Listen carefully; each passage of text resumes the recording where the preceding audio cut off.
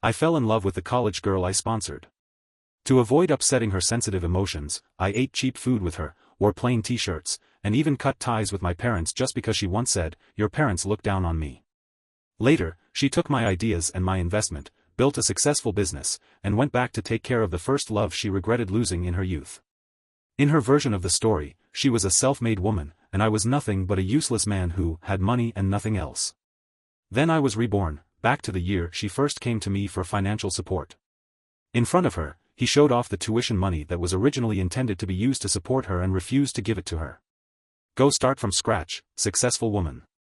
Anna stood before me, dressed in a pair of faded jeans, asking to borrow $6,800 to pay for next semester's tuition and housing. Her slender fingers twisted nervously at the hem of her shirt, her cheeks burning red. The moment she uttered the words, her face turned slightly away, and tears suddenly streamed down. I was taken aback. How long had it been since she last looked this pitiful? A brief wave of dizziness hit me, and then it clicked. I had traveled 15 years back in time. For the first time in a long while, I felt a strange nostalgia for this very moment.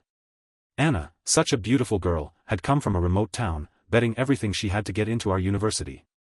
She was on the verge of changing her fate, until her gambler of a father lost a fortune, leaving her with no way out. Drop out and get married, or find a way to earn her own tuition. So here she was, standing before me, blushing as she said, "George, didn't you say you liked me? Can you lend me $6,800? I'll pay you back when I make money." My family was rich. I could spend $6,800 on a single meal. Back then, I was only 18.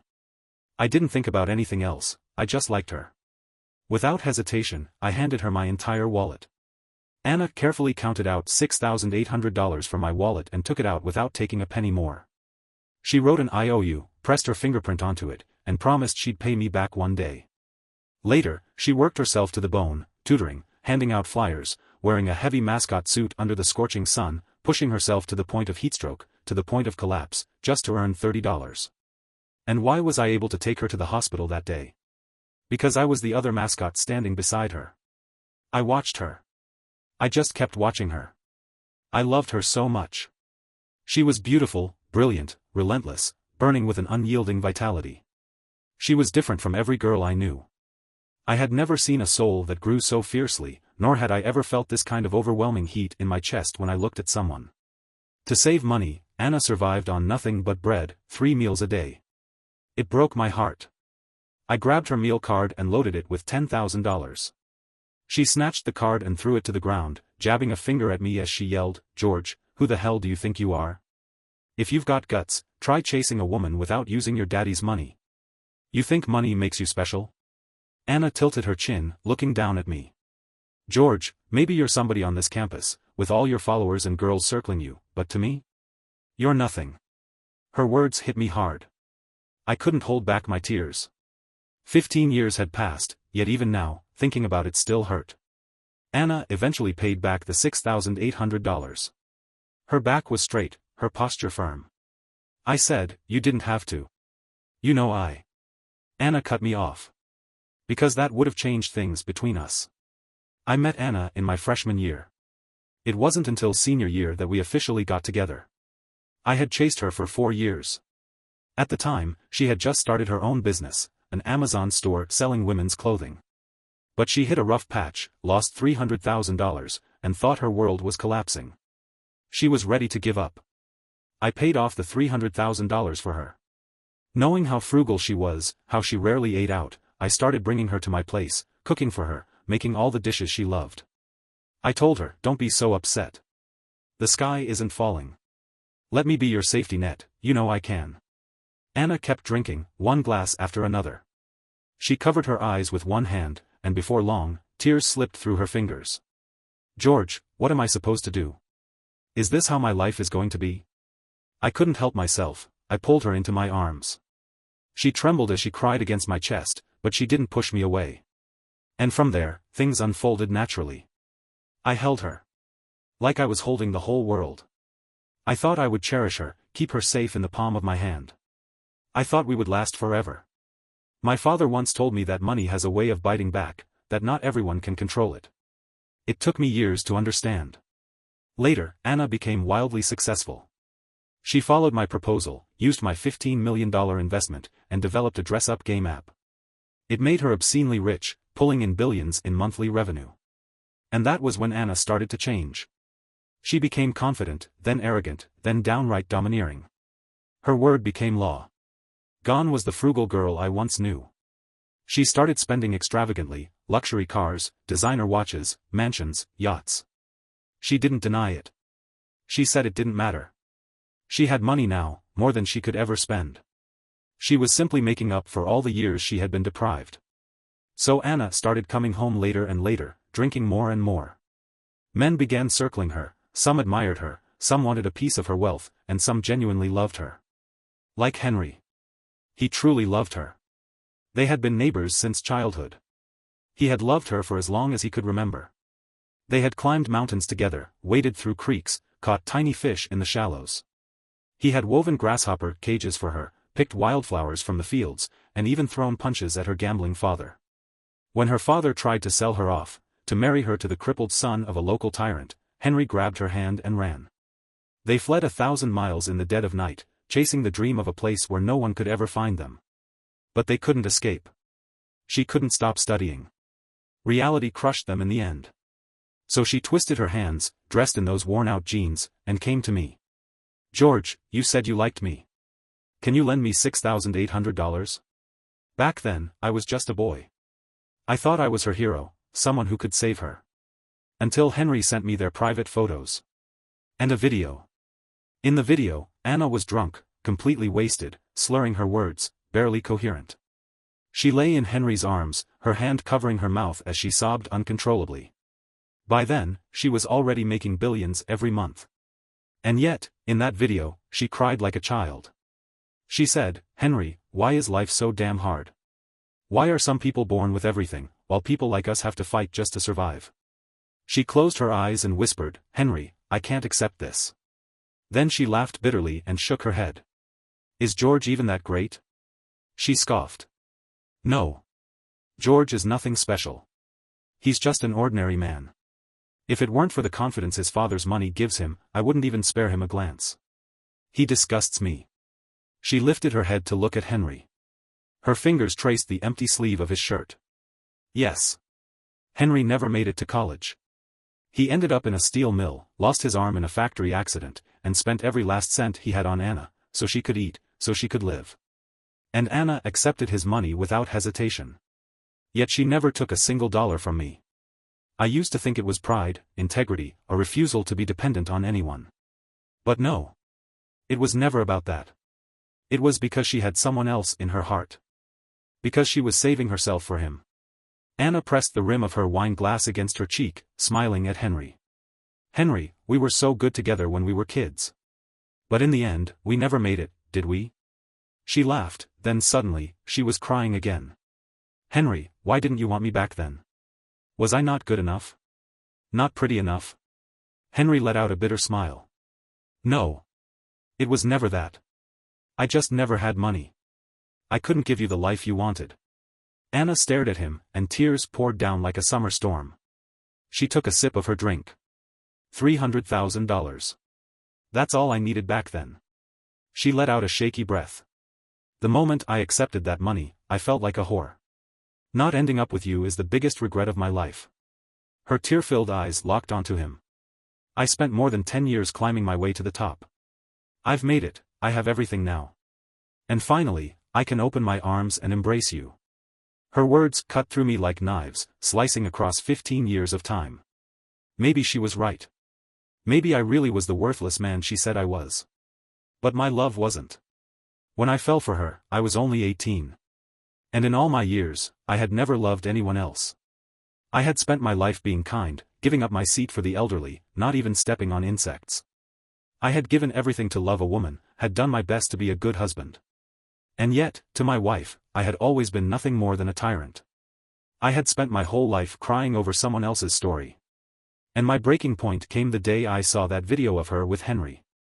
I had never imagined that my cold, distant wife could be like that with another man, so unrestrained, so wild, giving him everything he asked for without hesitation. She obeyed his every word. She let him take whatever he wanted from her. And just like that, everything I had ever believed in shattered. The Anna I once knew, the girl who stood before me, wringing her hands, begging for my help, how could she dare? In that moment, my rage burned hotter than it ever had before. In the days that followed, Anna and I did nothing but fight, yelling, arguing, and tearing at each other. I became a bitter, resentful mess, drowning in pain, spewing accusations like a scorned lover. Anna, on the other hand, acted just like every man who suddenly came into wealth, threatening to cut me off financially whenever things didn't go her way. She jabbed a finger at my face and yelled, "George, what do you even have? Men like you are everywhere. Without your father, who the hell do you think you are? You're nothing. I built this from the ground up. Everything in this house, I earned it. What right do you have to lecture me?" Her words cut deep. The anger, the humiliation, it triggered my asthma. Gasping for breath, I felt my chest tighten. Anna immediately turned to get my inhaler. I took a desperate breath, and then froze. This wasn't my medication. She was trying to kill me. And that was how I died, consumed by rage, unwilling to accept the ending she had written for me. And now, I am reborn. Back to 15 years ago. Anna stood before me, dressed in those faded jeans, her voice cautious as she asked, "George, can you lend me $6,800? I need it for next semester's tuition and housing." I pulled out my wallet and tossed it onto the table. Stacks of cash spilled out. Anna reached for it. I pressed 2 fingers down on the bills, stopping her. She froze, looking at me with wide eyes, her bottom lip pale from how hard she was biting it. I pulled out a $100 bill, dangled it in front of her, then stuffed it back into my pocket. Anna's face darkened. "George, what's that supposed to mean?" "Nothing. Just showing off. I have plenty of money, I just don't feel like giving you any." Her shock quickly turned to anger. "George, how can you do this? Since when did you become like this? You weren't like this before." "I've always been like this." A flicker of desperation crossed her face. "Do you not like me anymore?" I scoffed. "And what exactly are you to me? You won't even sleep with me, so why the hell should I give you my money?" Anna's face turned bright red. Her gaze shifted westward, and in a hushed voice, she murmured, "If you want. I can." What the hell? This wasn't how things went in my last life. Where was her pride? Her arrogance? The way she used to hold her head high? What about her unwavering love for Henry, her so-called devotion, her refusal to compromise herself? I leaned back and said, "If you're that desperate, go ask Henry. He should be in the steel mill right about now, lost an arm in an accident. Maybe he got some workers' compensation. Go ask him." Anna's eyes widened in shock. "You know about Henry? Wait, don't tell me, you were reborn too?" So that's how it was. She had been reborn as well. Which meant she had died too. I found the whole thing pretty dull, honestly. What did it have to do with me? I waved a hand dismissively. "Let her go." Anna clutched my sleeve, shaking her head. "George, don't do this to me. I like you. I really, really like you." I felt nothing but irritation. I let out a dry chuckle, cupped her face in my hands, and studied her. "Anna, do I look that easy to fool?" I tilted my head, feigning curiosity. "You're honestly pretty boring right now. At least in the last life, I had a little respect for your pride. But this time around, you're just trying to scam me for money?" Her tears fell instantly, streaming down her face. So annoying. I went home to see my parents. Mom had made a whole table full of food. She spoke to me carefully, hesitantly. "George, there must be some pretty girls at your school, right?" I knew what she was really asking. Someone must have told her that I was chasing after a poor girl. I picked up a piece of steak and said, "Mom, don't think too much. Haven't you always wanted me to marry a girl from the Morgan family? I think you are right. It is better to be with someone with the same background. If two people have different ideas, they will never truly understand each other. Even if they force it, they will break up in the end." I could visibly see the relief wash over her. And just like that, my nose stung with emotion. In my last life, I had brought Anna home, proudly introducing her as their future daughter-in-law. My parents hadn't liked her, but they kept their feelings to themselves. Back then, I had a matching silver ring on my hand, one that paired with Anna's. It had cost $19.99 for the set. Anna had bought it for me with the first bit of money she earned after I paid off her $300,000 debt and helped her restart her Amazon store. I had been so stupidly happy. My mother had looked at the rings and frowned. She had assumed I was the one who bought them. Couple rings? Silver isn't good. She smiled, heading to her jewelry box. I have a pair of heirloom jade rings. Take them instead. I had reached out, about to thank her. But before I could, Anna's expression shifted. Without saying a word, she took off the silver ring on her finger, walked straight to the window, and smashed the silver ring with a fire extinguisher. The loud crack startled my mother so badly she nearly gasped aloud. My father was furious. He pointed a finger at me and roared, "George! If you insist on marrying this woman, then don't ever come back to see me again." Anna just stood there, her eyes cold and calculating, watching me. I had a huge falling out with my family that night. I cut ties with them completely. I shouted, "You people are so arrogant. Just because you have money, you think you can look down on others? I'm warning you, don't underestimate a young man just because he's broke." So when we got married, neither of my parents came to the wedding. And 6 years later, when my father was dying of cancer, his last words were to make sure I wasn't allowed at his funeral. Looking back now, I was a complete idiot. In this life, I put on the jade ring my mother gave me and went to see Selena Morgan, because this time, I was going to find myself a good wife. Selena was the only daughter of the Morgan family. Beautiful, well-bred. She used to follow me around, calling my name sweetly. And how did I treat her back then? I ignored her. Worse, the one time Anna was upset with me and gave me the cold shoulder, I overcompensated by slapping Selena across the face and yelling, "Are you out of your mind? So desperate for a man that you've lost it?" Looking back, I owed her an apology. Because she never married. She had loved me for years, yet I never gave her a second thought. This time, when I invited her to dinner, she was thrilled. And, to my surprise, so was I. At the restaurant, I slipped one of the jade rings onto her hand. She was stunned. "George, this is too valuable. I can't accept it." I smiled. "It's fine. Take it." She hesitated but eventually accepted it. Then, blushing, she pulled a Vacheron Constantin watch from her purse and fastened it onto my wrist. "This was supposed to be my father's birthday present," she murmured, "but I'll pick something else for him later. For now, think of this as my gift to you." I laughed, a deep, carefree laugh. The food was amazing. The watch was exquisite. Back then, just to accommodate Anna, her feelings, her pride, I hadn't stepped foot in a decent restaurant for 7 years. I had forced myself to eat cheap, disgusting meals with a smile, pretending I didn't care, pretending expensive food didn't tempt me. Even when I choked down the worst bowl of overcooked, salty noodles, I had to act like it was the best thing I'd ever tasted. It was only my mother who secretly slipped me money, worried I wasn't eating well. Looking back, I didn't just feel sorry for Selena. I felt sorry for myself. After dinner, I invited Selena to a movie. But the moment we stepped out of the restaurant, we ran into Anna. Selena clung to my arm, frowning. "Who is she?" Anna stormed toward her, hand raised for a slap.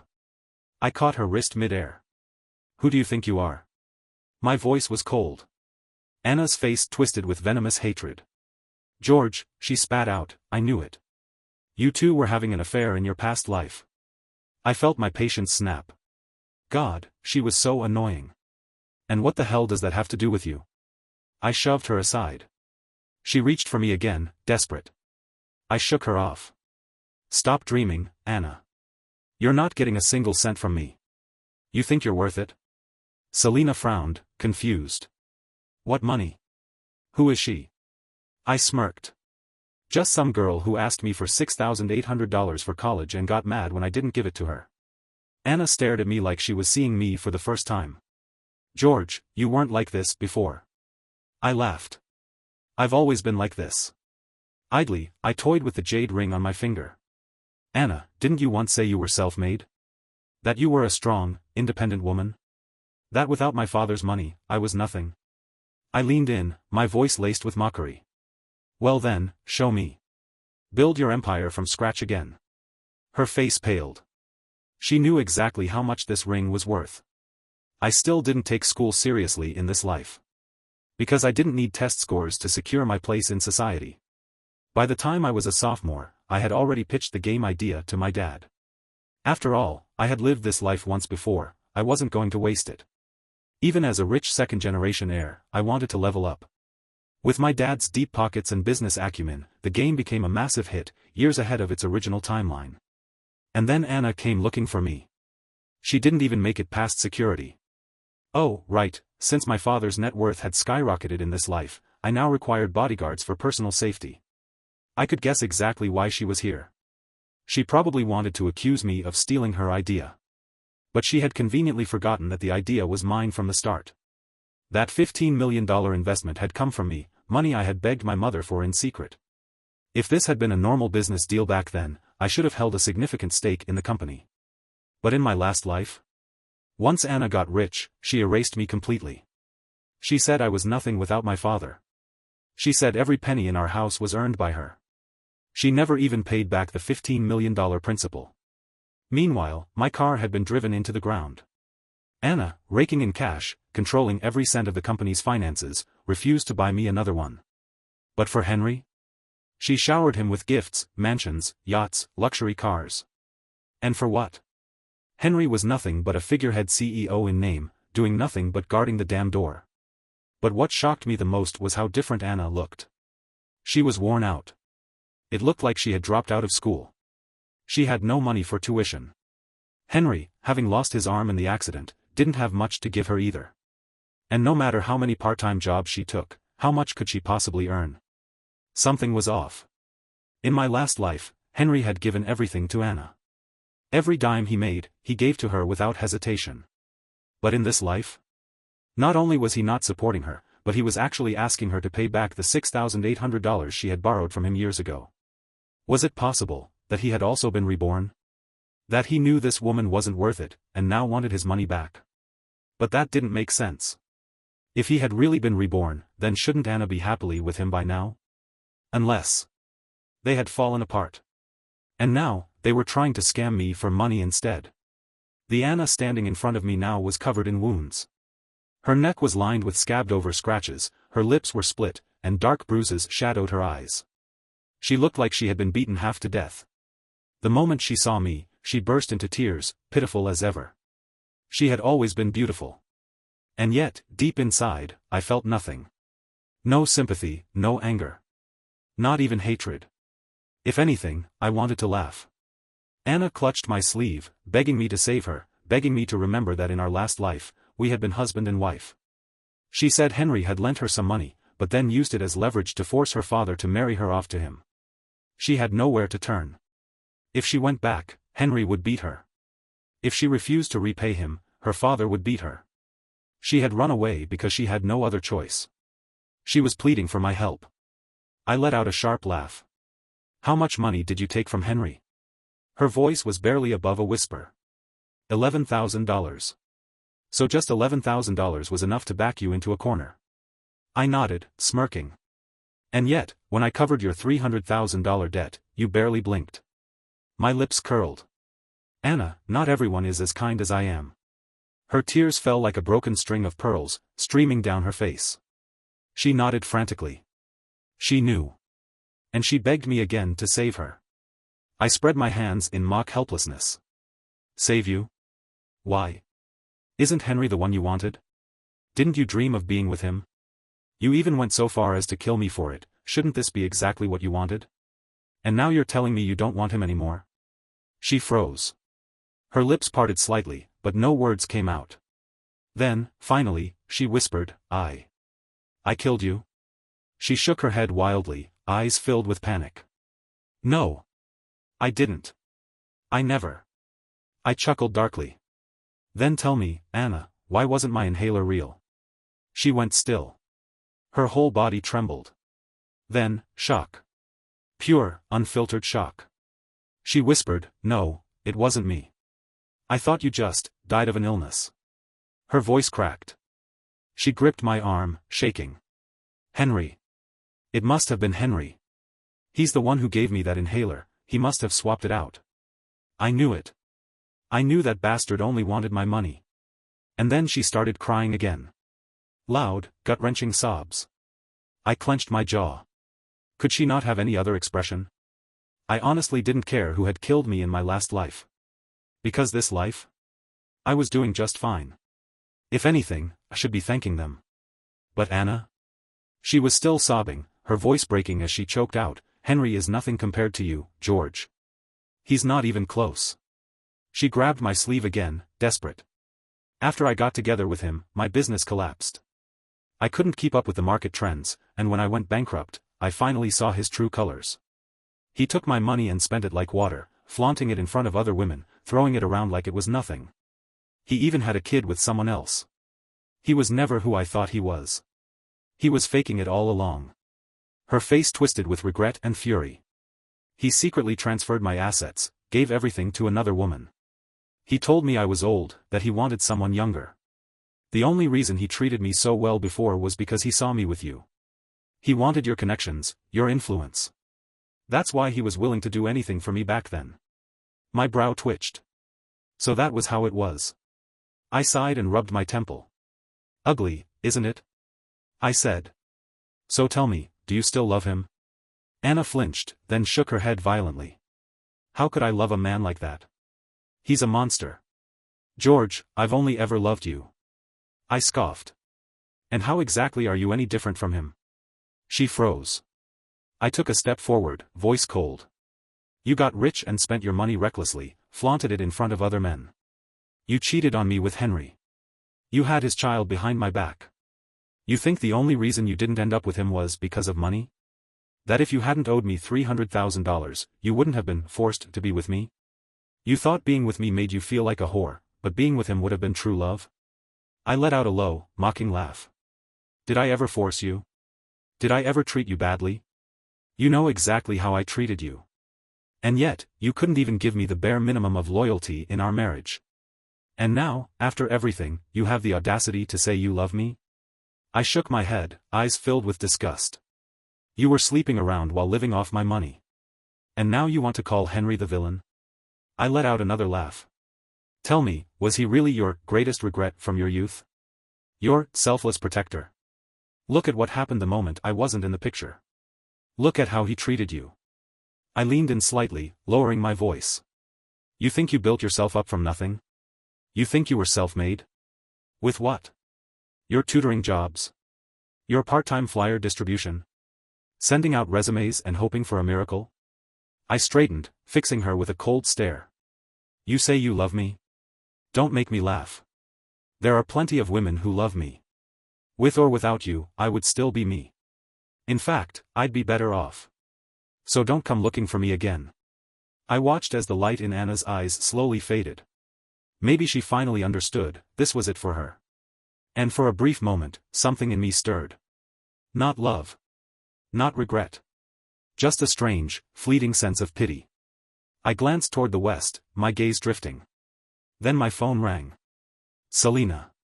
Her voice, crisp and cheerful, rang through the speaker, pulling me back to reality. George. The wedding date is set. Come pick out a dress with me. Joy bloomed in my chest. A quiet, certain kind of happiness. I looked at Anna for a long time. And then I said, you should have always known, Anna, you and I were never the same. We were from two different worlds. We only crossed paths because I loved you. That's the only reason I ever saw you. I sighed, shaking my head. But you trampled on that love. And now that we've both been given a second chance, we're simply returning to our rightful places. No matter what happens, I hope you let go of the resentment in your heart. Life isn't about climbing to the top, it isn't only worthwhile if you're standing above others. If I had never chosen you, my life would have been easier. And for you, maybe it's time to stop making it so hard on yourself. She was cornered. With nowhere left to go. Tears welled up in her eyes. If only I had known. If I had just realized this sooner. I chuckled softly, reaching out to pat her cheek. Well. Now you do. Take care of yourself. Anna never got her happy ending. She fought desperately to finish college, but she never made it. She was surrounded by quicksand, people who only ever pulled her down. In the end, her father did just what I expected, he married her to Henry for a little money. Maybe Henry had once loved her, in his own way. But his world was small. His mind, his values, his habits, they never grew beyond where they started. Smoking. Drinking. Beating his wife. I lost my arm for you. You owe me. That was the card he played, every single time. That was what marriage became for her. Maybe if Anna had been just an ordinary woman, she could have accepted that life. But she wasn't. She had seen more. Earned more. Lived more. The worst thing is she remembered the memories of her previous life. That knowledge, that past, that bitterness would eat away at her for the rest of her days. But that was no longer my concern. If anything, it only made me treasure the life I had now even more.